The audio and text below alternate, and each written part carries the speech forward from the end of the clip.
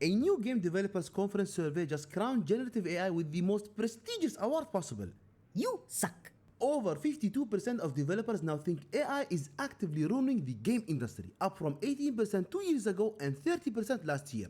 So we can presume something actually snapped, which we'll find out later on in the video. What hasn't changed though is the usage. About 31% of developers still use AI, roughly the same as before. The twist though, the people using it the most aren't actually the ones making the games, and only a microscopic number of respondents think AI is well good for the industry. So small, It might as well be a rounding error.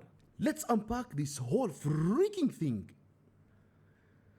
Guys, let's slow this down for a second and actually understand what 52% negative impact number means, because it's easy to, throw it around without realizing how serious it actually is. This isn't your regular, a majority of developers saying, I don't like this. It's a majority of the industry saying and agreeing generative AI is actively harming game development.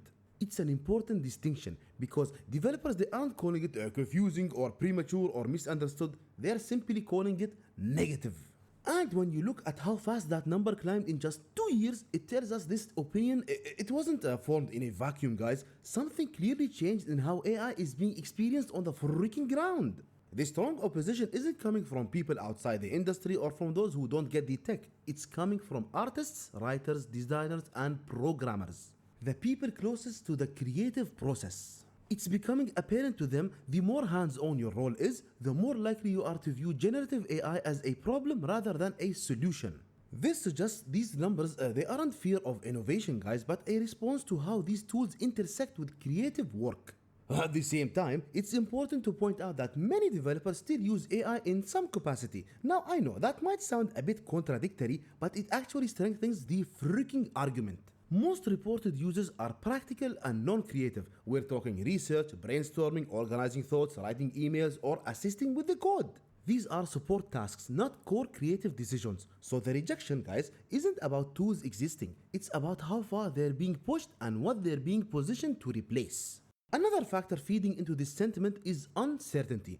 Many developers report that AI tools are being used at their companies without clear or consistent policies. Some studios allow them, others restrict them, some ban them, and believe it or not, guys, others mandate them. No, you did not hear me incorrectly. I said mandate, as in force them to use the AI tools.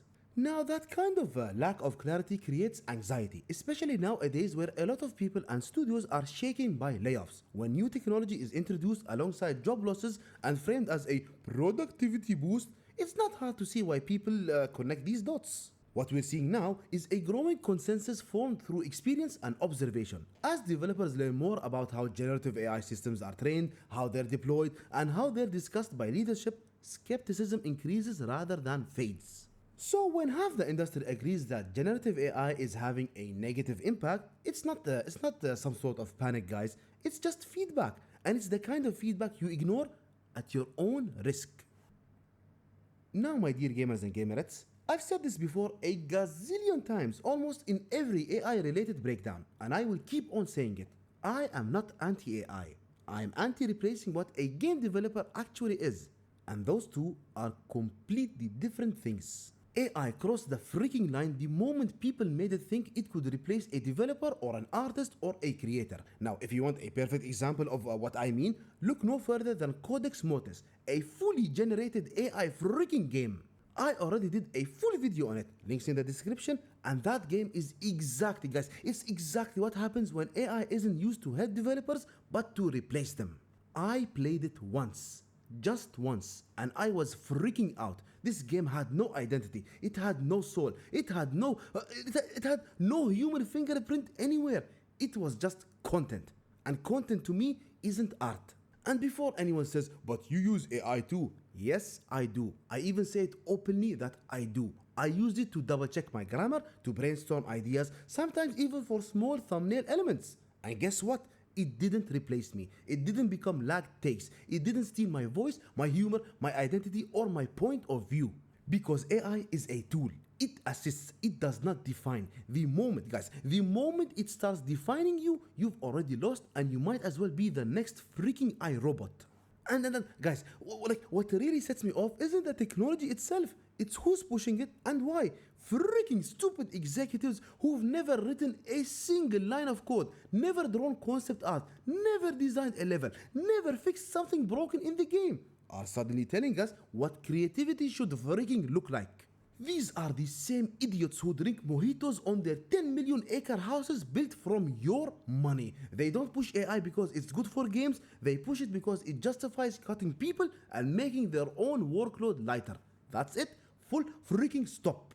And I don't believe them for one single second, not even 0.0001 freaking percent. If an executive says AI won't replace jobs, they're blatantly lying. If a studio proudly brands itself as AI first, that's a giant red flag saying we value efficiency over humanity. I wouldn't trust that executive if my life depended on it, and I would definitely not trust that studio with a free demo, let alone my time or money. And the second AI starts replacing what it means to be a game developer, I'm freaking out. Writing, art, design, finding in-game assets? Absolutely not. Red line right there. That's the soul of the medium. That's the part you don't automate without hollowing the whole freaking thing out. I mean, listen, do you want to use AI to help with code? Fine. You want to use it to brainstorm your ideas? Go for it. You want to use it to break down your tasks? Hell yes. You want to use it privately to get clarity and then build something yourself? I am genuinely okay with that. But there is a huge difference between helper AI and slop AI. And gamers and gamerettes, let's not pretend the ethical side of this is exaggerated. Training models on scraped creative work without consent and then selling the output back as a feature? A literal exploitation with better branding. Calling legitimate criticism a moral panic is the laziest dismissal imaginable. It's a way to avoid answering uncomfortable questions while pretending You're the smartest person in the room. and come on, we aren't stupid. The gamers out there, they aren't stupid. Maybe they couldn't tell at first, but they're slowly learning. You can feel when a game is made with intention versus when it's stitched together by an algorithm that doesn't understand why anything works. I mean, I don't mind the occasional, AI touch here and there, but I will always prefer a game with a developer's soul over something technically impressive and emotionally dead. That's why I walked away from that monstrosity that's called Codex Mortis and never looked back. And yes, I'll happily do it freaking again. AI only studios? Pfft, I hope they crash and burn creatively. I am terrified. I mean, guys, I know some of you, maybe a lot of you, will share this sentiment with me. They'll flood the market anyway, because even if they fail to make anything meaningful, they can still drown visibility, poison discovery, and make it harder for the real developers to be seen. And despite all of this, I don't believe for one single second the human element is going away. AI will remain secondary. It can imitate, but it can't care. It can replicate a lot of things, but it can't understand why something matters. Creative jobs might get shaken, bruised, and temporarily freaked, but they won't disappear. Anyone screaming, learn AI or be replaced, is telling a half-truth at best and a threat at worst. And to the stupid and ignorant executives mandating AI use in development cycles, 2 words for you. Screw you. And adding this to You don't get to redefine creativity without ever participating in it. Stick to your stock values, kissing the shareholders' butts and grooming the CEO's hair, but remove the creative side of things out of your selfish and money-hungry heads. And to all the developers out there feeling pressured, cornered, or afraid right now, hang tight. You're not crazy, you're not obsolete, and you're definitely not alone. A lot of us see exactly what's happening, and we're not okay with it. Gamers and gamerettes, this never should have gotten this far. What do you guys think about all of this? I mean, I honestly would love to hear your thoughts about this whole freaking thing. And guys, thank you once again for watching the video. If you enjoyed it, please consider leaving a like and subscribing for more content in the future. Take care, and I'll see you in the next one.